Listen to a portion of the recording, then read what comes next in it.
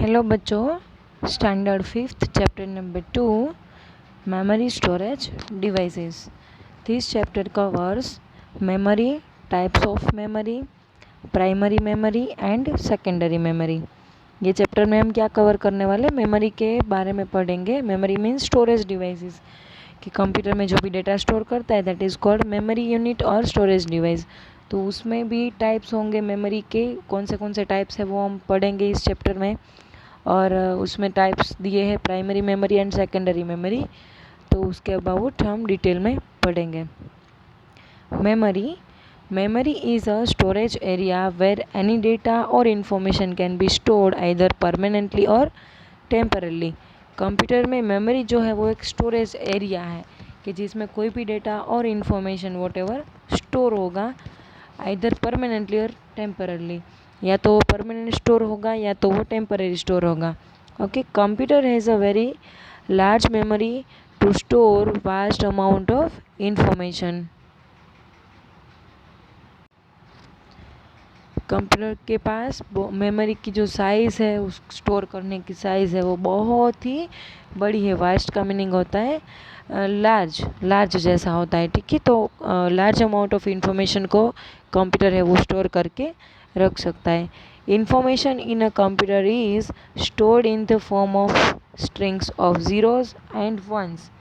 Computer में कोई भी टाइप की मेमोरी जो स्टोर रहेगी वो एक या तो ज़ीरोज़ या तो वंस स्ट्रिंग से ही स्टोर रहेगी. स्ट्रिंग मीन्स कोई भी कैरेक्टर्स या तो ग्रुप ऑफ कैरेक्टर्स को आप स्ट्रिंग बोल सकते हो. ठीक है, आप अपना नेम लिखते हो तो वो 0 और 1 में ही सेव रहेगा. आपका नेम आप इंग्लिश में टाइप करोगे कीबोर्ड में तो वो कंप्यूटर नहीं समझता है. ठीक है, कंप्यूटर सिर्फ बाइनरी लैंग्वेज समझता है और बाइनरी में सिर्फ 0 एंड 1 का ही यूज़ होता है. इसीलिए कंप्यूटर जो भी मेमोरी स्टोर करेगी वो 0 या 1 से स्टोर करेगी. 0 या तो 1 के फॉर्म में ही स्टोर होंगी. The symbols 0 and 1 are together called binary digits और बिट्स. ठीक है, अभी मैंने बोला कि बाइनरी लैंग्वेज ही कंप्यूटर है वो समझता है. और ये 0 एंड 1 जो है वो दोनों एक दूसरे के साथ, अगर ये दोनों सिम्बल्स एक दूसरे के साथ होते हैं कंप्यूटर में, उसका मीनिंग होता है बाइनरी डिजिट्स, या तो हम बीट्स भी बोल सकते हैं. ये 0 को बीट बोलेंगे और 1 को भी बीट, वो दोनों अलग अलग एक एक बीट है, 2 डिजिट्स या तो 2 bits. Okay, which form the binary number system, इसको हम बोलेंगे binary number system. A combination of bits is use to store instruction and data in the computer memory. They are called bytes, nibbles or words depending on the number of bits they have. ये जो अलग अलग beats होते हैं उसमें total हम 8 beats को मिलाएंगे ना तब एक बाइट बनता है.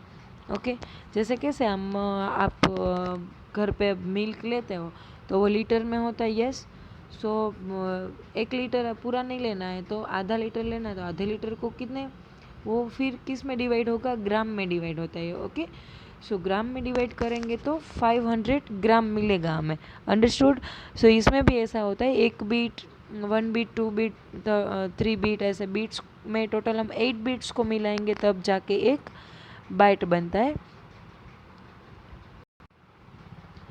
यहाँ पे ये आप देख सकते हो कि 1 byte equal to 8 bits. Okay, then ये जो बाइट्स है उसको मिला के बी बनता है, के बी को मिला के एम बी बनता है, एम बी को मिला के जी बी. वैसे अलग अलग चीज़ें को मिला के ये मेजरिंग यूनिट्स को मिला के दूसरे यूनिट्स बनते जाएंगे. और इसमें हाफ हो जाएगा अगर 8 बीट्स नहीं 4 बीट्स हम लेंगे तो 4 बीट्स इक्वल टू क्या होगा, 1 निबल. इसको हम बोलेंगे as a 1 nibble. Okay, fact to know, the most common measuring unit of memory is kilobyte. सबसे ज़्यादा कॉमन यूनिट है जो सबसे ज़्यादा यूज़ होता है कंप्यूटर में मेमोरी में, दैट इज़ के बी. के बी स्टैंड्स फॉर किलोबाइट. अभी मैंने बोला ना कि ये बाइट्स को मिला के बी बनता है, मीन्स किलोबाइट होता है. के बी को मिला के एम बी बनता है, मीन्स मेगाबाइट. और मेगाबाइट्स को मिला के जी बी बनता है, that means gigabyte. And G B को मिला के टी बी बनता है. यहाँ पे आपको आई थिंक टी बी नहीं दिया हुआ है बट दैट इज़ टेराबाइट. और ये 1024 जी बी को मिला के एक टेराबाइट बनेगा. अंडरस्टूड. आप लोगों को पता है पेन ड्राइव जो होती है वो कितनी स्टोरेज कैपेसिटी है वो हम कैसे मेज़र करते हैं? तो 2 GB की पेन ड्राइव है, 4 GB की है, 8 GB की है, ऐसी पेन ड्राइव को हम बोलते हैं। तो वो GB है वो कैसे बनता है?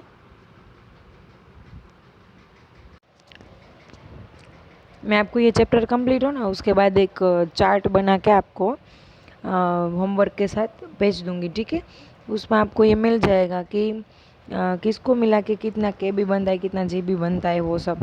ओके, 1 GB कैसे बनेगा, 1 KB कैसे बनता है, 1 MB कैसे बनता है, वो सब ऑलरेडी यहाँ पे तो आपको लिखा हुआ है, मिलेगा ही, बट उसको आप यहाँ पे लिस्ट में देख सकते हो। देखो, फर्स्ट ऑफ ऑल 1 बाइट है, उसकी जगह पे आप करोगे 1024 बाइट्स, उसको मिला के 1 KB बनता है। ओके ओके, यहाँ पे है ही ऑलरेडी, देखो 1024 बाइट्स उसको मिला के KB बनता है, और 1024 KB उसको मिला के 1 MB बनता है, 1024 MB उसको मिला के 1 GB बनेगा। Understood?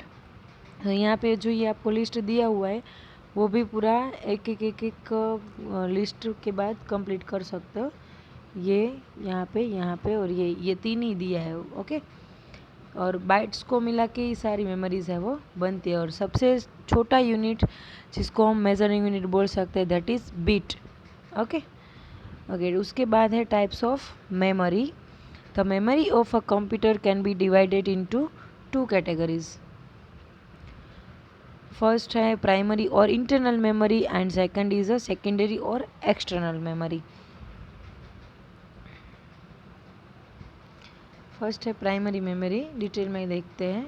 It is use to store the necessary information processed or instruction for processing the data or programs. Primary memory is of 2 types, RAM and ROM. Primary memory जो है वो किस लिए यूज़ होता है?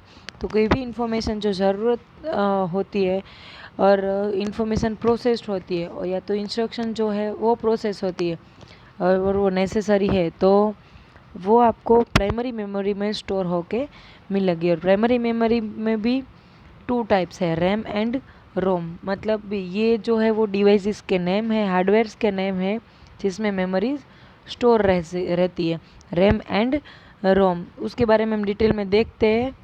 RAM stands for random access memory. It is temporary memory of the computer.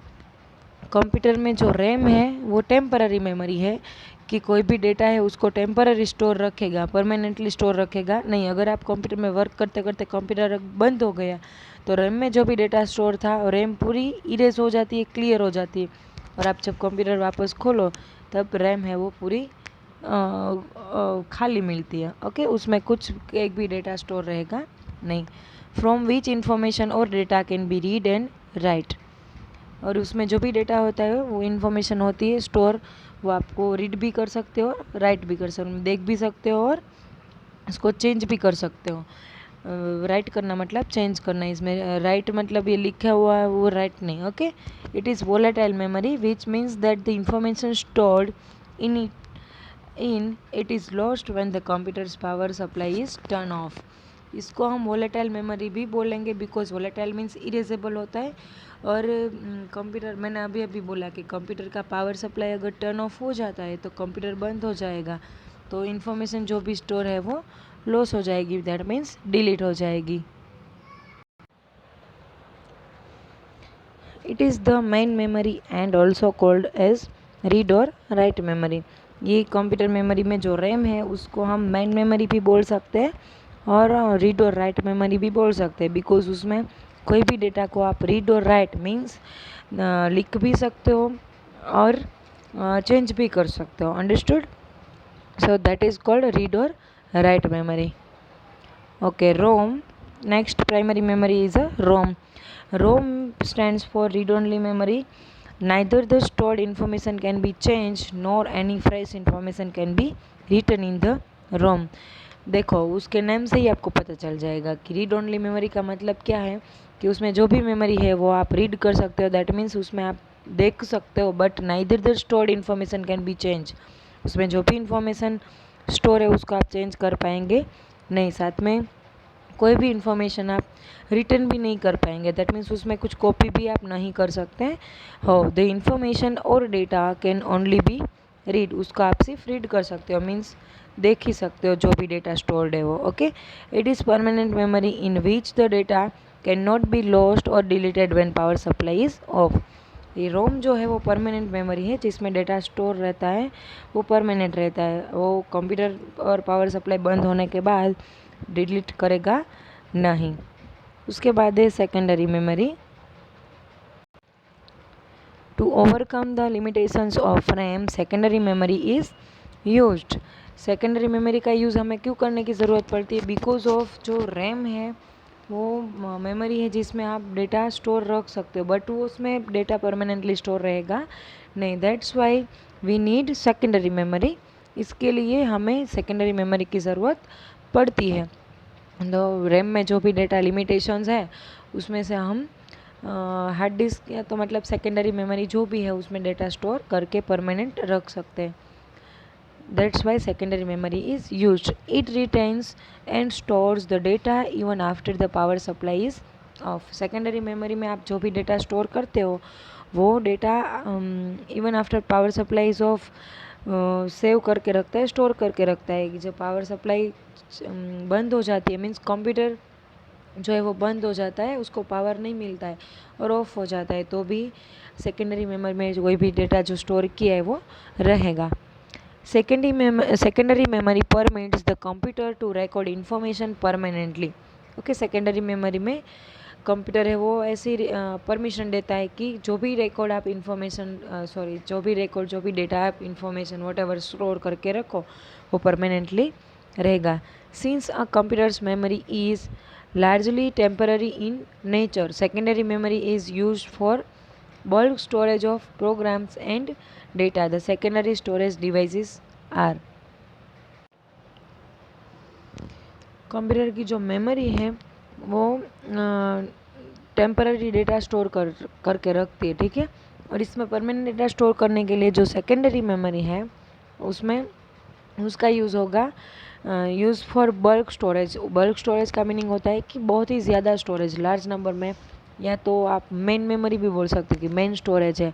Okay, कि ज़्यादा कोई भी टाइप का डेटा इन्फॉर्मेशन स्टोर करके रखनी है तो स्टॉक करके रखना है, वैसा भी बोल सकते हैं, that is called bulk. Okay, so bulk storage of programs and data जिसको आप सेकेंडरी मेमोरी में स्टोर करके रख सकते हो। और सेकेंडरी स्टोरेज डिवाइसेस के यहाँ पे नेम्स दिए हैं, उसके एग्जांपल्स दिए हैं, that are hard disk, floppy disk, pen drive, CD ROM and DVD। उसके बदले और भी कितने सारे अलग अलग ये सेकेंडरी डिवाइसेस होती है जिसमें आप डेटा स्टोर करके रख सकते हो। फर्स्ट है hard disk. Hard disk is installed inside the computer.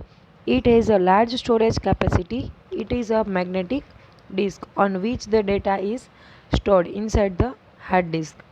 A circular disk is present which is made up of polished steel. Hard disk है वो क्या है, तो वो कंप्यूटर के इनसाइड होते हैं। कंप्यूटर के इनसाइड मीन कंप्यूटर में कौन ऐसा हार्डवेयर है कि जिसमें बाकी सारे हार्डवेयर है वो रहेगा, तो CPU के अंदर ही सारी प्रोसेस होती है, तो ये सारी चीज़ें जो है वो CPU के अंदर रहती है, मीन्स CPU के इनसाइड हार्ड डिस्क है वो रहेगी। And it is a large storage capacity. Hard disk के पास बहुत ही ज़्यादा स्टोरेज कैपेसिटी है।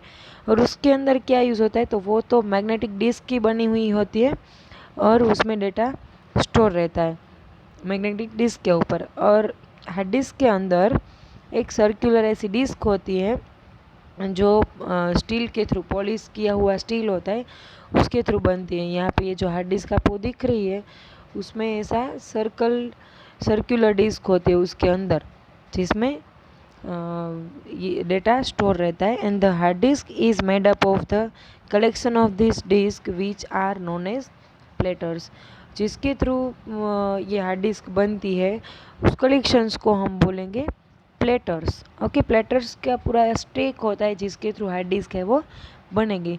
The computer starts working for any program after reading the information from hard disc.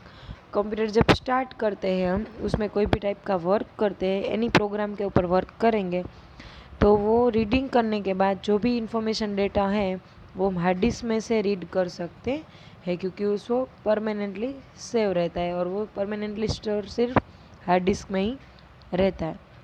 उसके बाद है फ्लॉपी डिस्क।